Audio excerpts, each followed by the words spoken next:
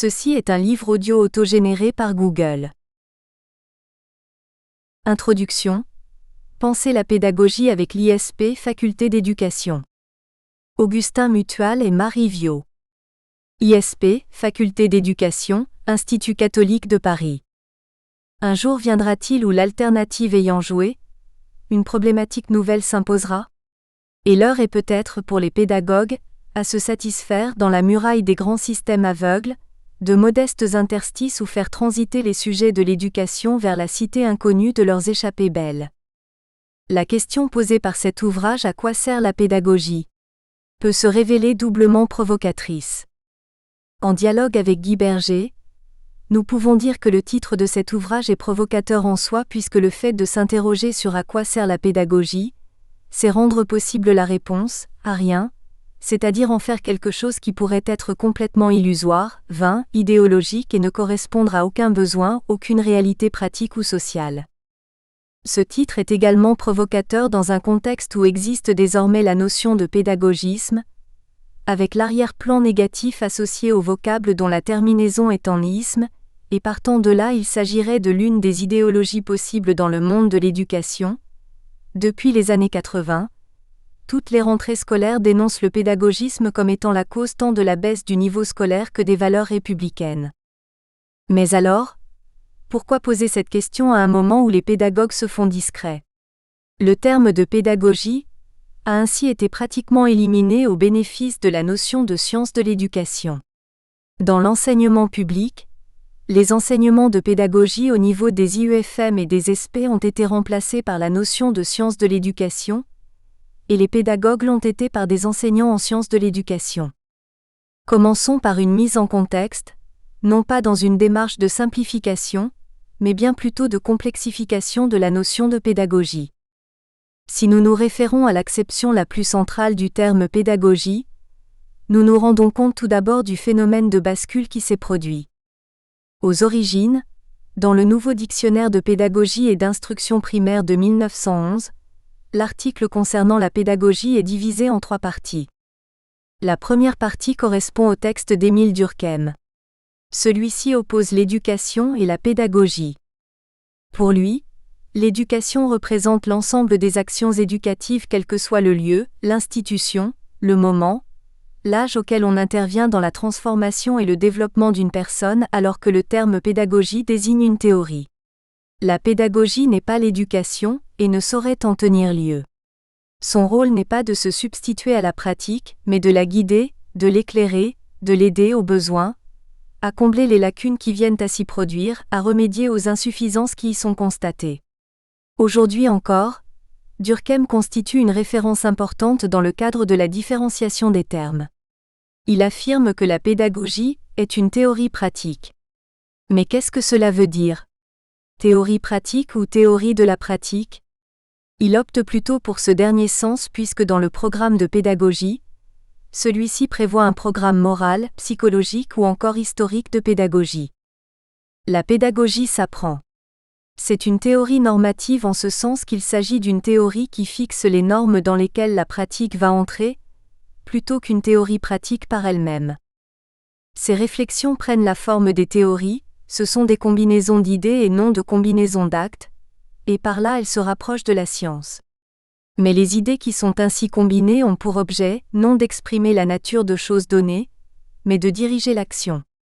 Elles ne sont pas des mouvements, mais sont toutes proches du mouvement, qu'elles ont pour fonction d'orienter. La deuxième partie, pp 1543 à 1546, présente le programme des enseignements de pédagogie dans les écoles normales de la première à la 3e année. Depuis un arrêté en date du 4 août 1905, la pédagogie s'enseigne. C'est donc un savoir et non pas un art. Ce n'est donc pas du bricolage, de l'inné, de l'invention, de la créativité, du sur-mesure individualisé. Cela renforce le texte de Durkheim pour qui la pédagogie se réduirait à un art, s'il n'était question que de l'expérience pratique acquise par l'enseignant au contact des élèves. La pédagogie n'est donc pas une pratique pure et sans théorie. Les théories, cela s'apprend. La 3e partie de l'article, pp 1546 à 1550, est consacrée à l'histoire de la pédagogie. Son auteur, Gabriel Compéré, y explique l'histoire des théories de l'éducation. Il y a une insistance sur la nécessité d'acquérir une culture pédagogique des théories et ou des principes généraux de l'éducation ainsi que des institutions pédagogiques tout au long des siècles. Cela permet, entre autres, de proposer de nouvelles théories tout en prenant en compte la réalité sociale et ce afin d'éviter tout simplisme avec les propositions qui frappent l'esprit ou bien peuvent se transformer en échec. Les termes ont été inversés sans pour autant qu'ils soient oubliés. Par exemple, si nous prenons le sens commun actuel du terme de théorie pratique. Auparavant, c'est la théorie qui était valorisée et cela va apparaître comme étant complexe sur un plan conceptuel, etc. Aujourd'hui, la pédagogie est axée sur la pratique, notamment sur ce que Michel de Certeau aurait appelé les arts de faire. Si l'on se place du côté de la pratique, on utilise le terme d'art mais pas forcément au niveau esthétique mais plutôt pour en parler comme nous le ferions des arts et métiers, de l'artisanat, etc. Dans la réalité institutionnelle actuelle, le terme pédagogie désigne tout. C'est la position de Jean Housset qui illustre la pédagogie avec le triangle pédagogique. Le positionnement de celui qui apprend, le positionnement de l'institution ou personne qui enseigne, de l'école ou de l'éducateur, le contenu, c'est-à-dire le savoir. Toutes les autres terminologies ne sont que des spécifications de la pédagogie. Par cette posture, il y a contestation de l'existence d'une didactique qui ne serait pas dans la pédagogie. La pédagogie, c'est le tout.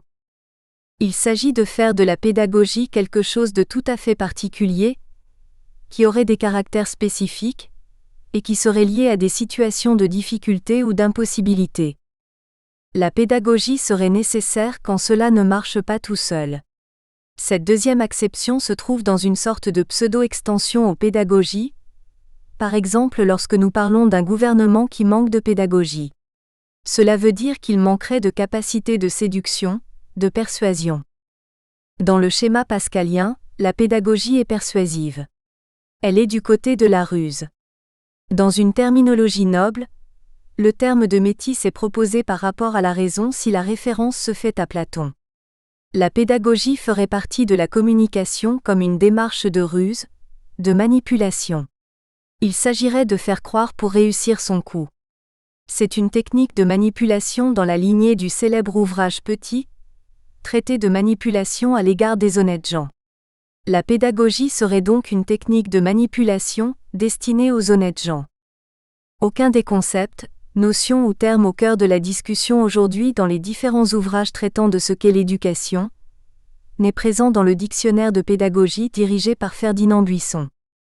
Ainsi, les termes suivants sont absents: transmission, formation, émancipation, relation, interaction, intersubjectivité, groupe, évaluation, développement. Aucun donc des termes et des concepts qui sont actuellement l'objet de débats et d'investigations ne sont évoqués dans ce dictionnaire. Cela renforce la conception des antipédagogues selon laquelle ces notions ne sont pas nécessaires. Le classicisme éducatif refoule complètement toutes ces notions.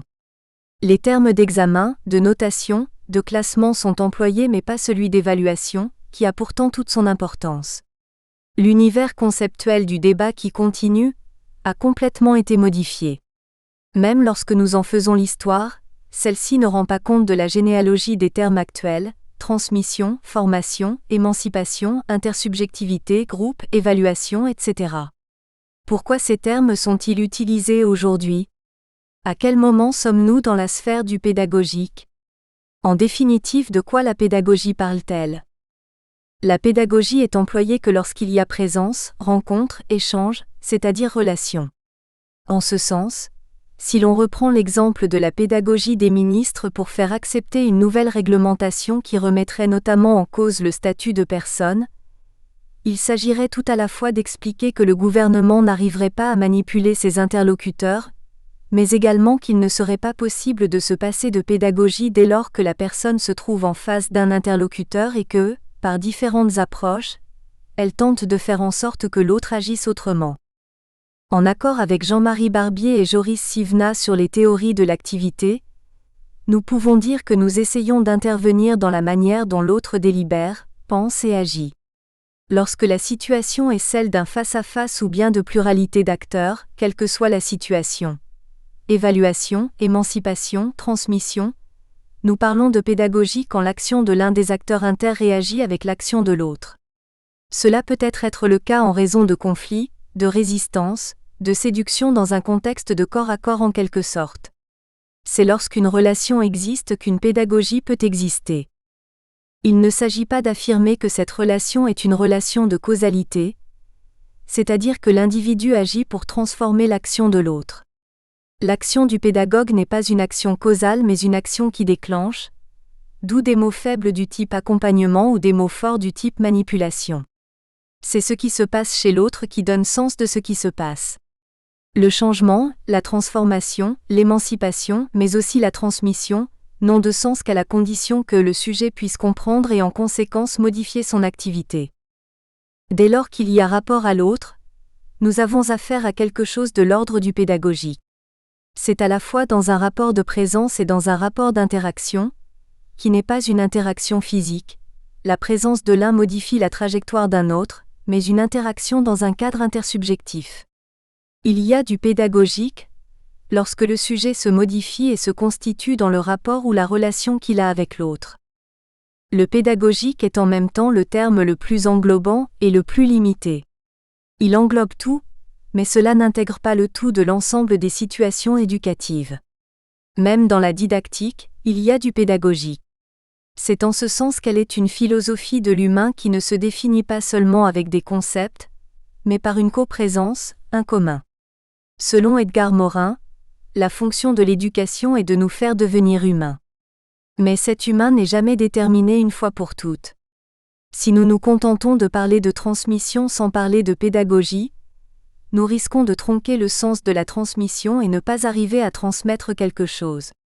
Il s'agit de transmettre cet humain, mais aussi se faire humain en se donnant accès à tel ou tel savoir. C'est une notion très difficile car elle allie la théorie normative et la pratique en mixant l'art et la science. On comprend très bien qu'elle est disparue et qu'elle reste essentielle. À ceux qui affirment que la pédagogie n'est pas nécessaire pour transmettre, nous souhaitons répondre que la pédagogie s'impose d'emblée car c'est un humain qui transmet à l'autre.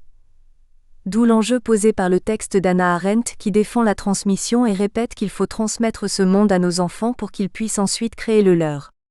La transmission de ce monde se fait comme pouvoir plutôt que comme savoir, comme conscience de soi-même plutôt que comme apprentissage intellectuel. Nous transmettons à un créateur potentiel.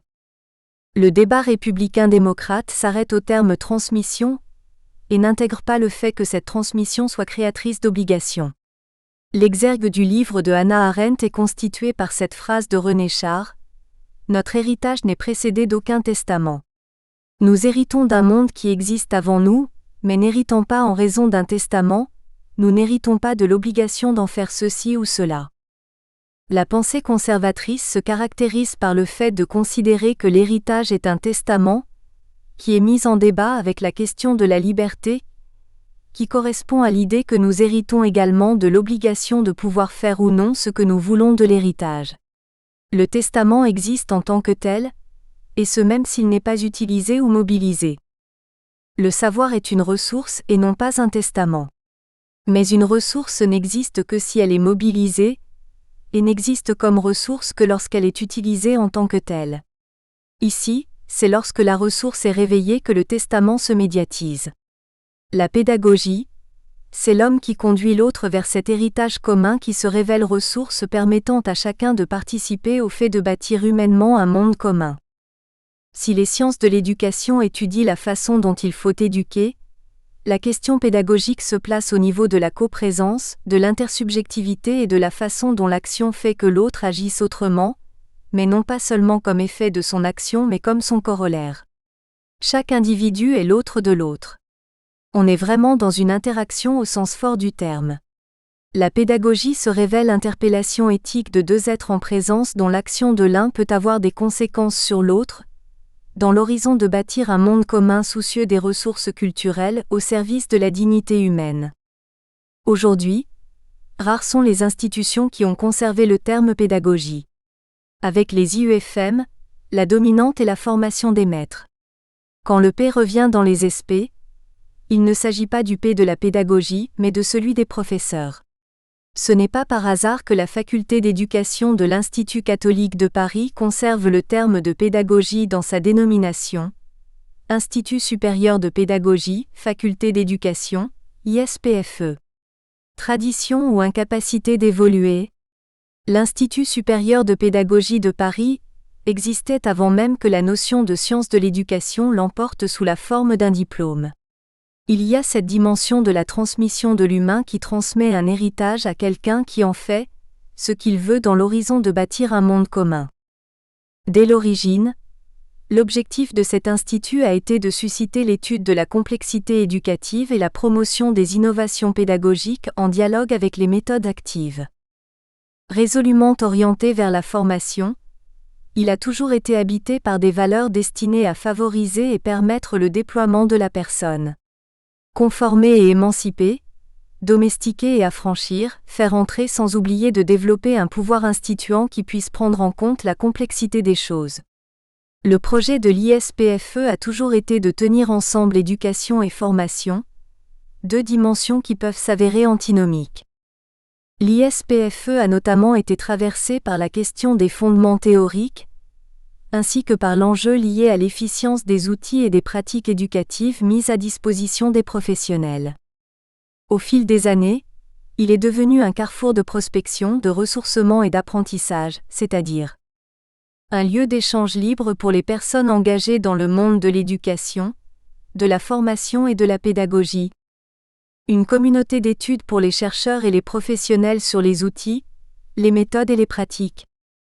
Un espace de formation initiale et continue tout au long de la vie. Dans ce contexte, l'enceinte de l'ISPFE a entendu résonner la parole des grandes voix de l'éducation et notamment, les voix de ceux et celles cherchant encore et toujours à clarifier les enjeux des débats sur les questions éducatives. La capacité d'ouverture de ce lieu d'échange a favorisé un dialogue fructueux entre les théories universitaires et les pratiques professionnelles. Cet ouvrage intègre les actes du colloque organisé les 28 et 29 mars 2017 à l'Institut supérieur de pédagogie, faculté d'éducation dont la thématique interrogeait les participants de la façon suivante: la pédagogie sert-elle encore à quelque chose? Un héritage éducatif pour des nouveaux défis, voix et grandes voix de l'ISPFE.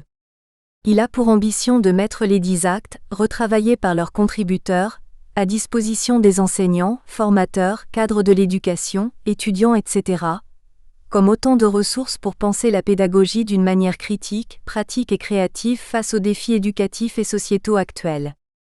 Dans une fidélité à l'héritage de cet esprit et de ses valeurs fondamentales, ce colloque a été l'occasion d'échanges entre étudiants, cadres de l'éducation, formateurs, éducateurs, chercheurs, etc., sur les problèmes rencontrés dans le champ de l'éducation et de la formation ainsi que sur les propositions possibles à mettre en commun. Cette rencontre a été préparée grâce à l'équipe constituée autour de ce projet, qui a également mobilisé aussi bien des enseignants, des étudiants que des cadres administratifs ainsi, et sans ce que cela soit exhaustif, les étudiants de master qui ont travaillé sur les portraits de plusieurs figures de l'ISPFE.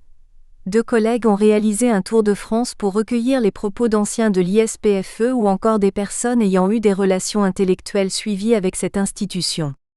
À l'arrivée, cet ouvrage intègre toutes ces richesses et tous ses compléments sont en ligne à partir du site de l'ISPFE. L'ambition est de produire un ouvrage cohérent qui mette à disposition des enseignants, formateurs, cadres de l'éducation, étudiants, etc., ces actes libres comme autant de ressources. Notre intention est que cet événement puisse constituer dans les années à venir un espace intellectuel où chaque enseignant ou formateur pourra venir puiser pour penser avec les étudiants d'une manière critique, pratique et créative, face aux défis éducatifs et sociétaux actuels comme l'écrivait en son temps Émile Durkheim. Or, qu'est-ce que la pédagogie? Sinon la réflexion appliquée le plus méthodiquement possible aux choses de l'éducation, en vue d'en régler le développement. Sans doute nous n'avons pas entre les mains tous les éléments qui seraient désirables pour résoudre le problème. Mais ce n'est pas une raison pour ne pas chercher à le résoudre puisqu'il faut qu'il soit résolu. Nous n'avons donc rien d'autre à faire qu'à faire pour le mieux, qu'à rassembler le plus de faits instructifs qu'il nous est possible, qu'à les interpréter avec le plus de méthodes que nous pouvons y mettre, afin de réduire au minimum les chances d'erreur. Tel est le rôle du pédagogue. C'est à cela que sert la pédagogie. Bonne lecture discursive. Pédagogie, sollicitude et gratuité. Philippe Borden. Recteur de l'Institut catholique de Paris. La problématique d'un colloque se donne à percevoir dans la relation, parfois volontairement polémique, parfois un peu énigmatique, entre son titre et son sous-titre. Il est heureux que les actes ici publiés aient voulu en conserver la trace. La pédagogie sert-elle encore à quelque chose ? Le fait même de poser cette question dans le titre du colloque indique que la notion de pédagogie a été suffisamment malmenée dans un passé récent pour que l'on veuille s'interroger sur le bien fondé de continuer à s'y référer. Toutefois, dans la mesure où elle subsiste dans le nom de l'Institut supérieur de pédagogie, ISP, il serait inconvenant de l'ignorer. Plus regrettable encore, on se priverait de l'opportunité de retrouver à partir du nom, la marque historique d'un projet.